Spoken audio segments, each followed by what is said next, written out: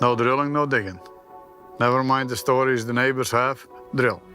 The Yukon is a brutal chessboard where fortunes rise and fall like shifting ice. For years, the most powerful piece on that board was Tony Beets, a king who ruled through sheer force, stubborn will, and absolute control of his ground. But this season, the unthinkable happened. The king was removed from play. Not by nature, not by machinery, but by something far more ruthless, paperwork. Word spread through the valley within hours. Tony's entire operation had been shut down for permit violations, environmental overreach, and reclamation issues. Some said it was technical. Others whispered it was political. But the outcome was undeniable. His once thundering claim fell silent. Massive dredges that once echoed across the Klondike now sat frozen in place, collecting frost. Loyal workers stood around burned barrels, trying to make sense of a future that had suddenly vanished. And while Tony's empire descended into silence, another miner was quietly preparing for the biggest opportunity of his career. Miles away, Parker Schnabel sat in a warm trailer, studying the breaking headline. The shutdown wasn't just news, it was an opening. A sudden shift in the balance of power. And for Parker, a player who understood timing better than most, it was the moment to move. Across the Yukon, speculation exploded.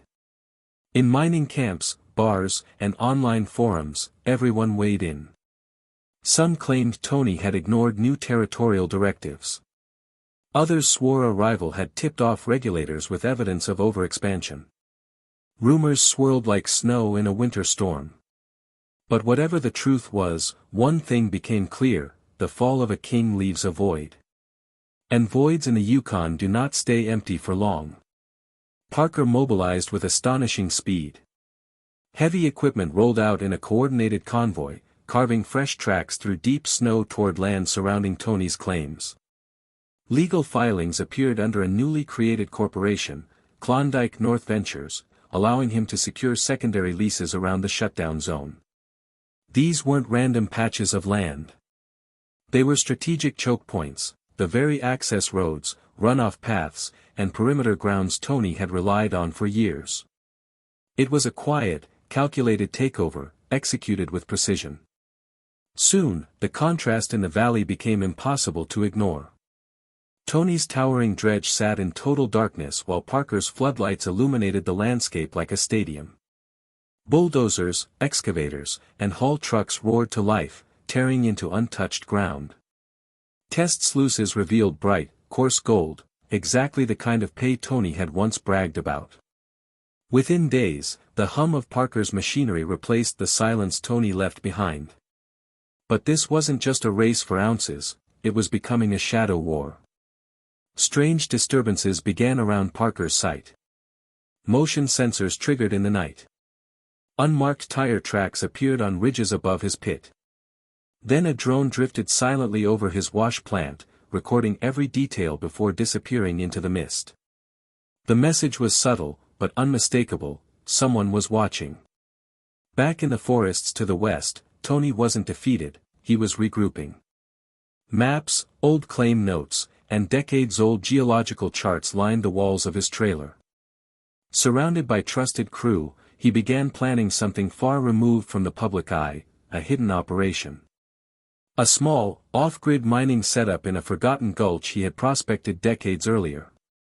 It would be unregistered, unlisted, and beyond the reach of regulators. If they shut down his name, he would simply work without one. Meanwhile, controversy erupted across the north. Hashtags, debates, and online battles filled the digital landscape. Some defended Tony as a legend wrongly targeted by bureaucracy. Others praised the shutdown as overdue. Parker's public image split in two: hero to some, opportunist to others. Then, the real shockwave hit. A leak revealed photographs of old, rusted barrels marked with hazardous residue near Tony's suspended claim. Headlines screamed accusations, but deeper analysis told a different story. Government scans meant to assess contamination detected something else entirely: a massive, untouched pay zone beneath the disputed land. A geological anomaly dense with potential gold, tens of millions of dollars worth. Parker pushed drills right up to the edge of the restricted zone, chasing the geological boundary as close as the law allowed. That's when Tony realized the truth. The ban hadn't just crippled him, it had created a barrier around a treasure he'd never been able to reach. And Parker had moved fast enough to mine everything around it. Legal filings erupted on both sides. Accusations of sabotage, conflict of interest, and collusion filled courtrooms. Board members connected to Parker's shell company were linked to environmental groups involved in the shutdown. The case grew so complex the judge froze both operations entirely, leaving the valley in stunned silence. In a single winter, the Yukon's chessboard had been flipped. One king removed. Another rising. And a hidden fortune beneath the snow waiting to decide who would rule next.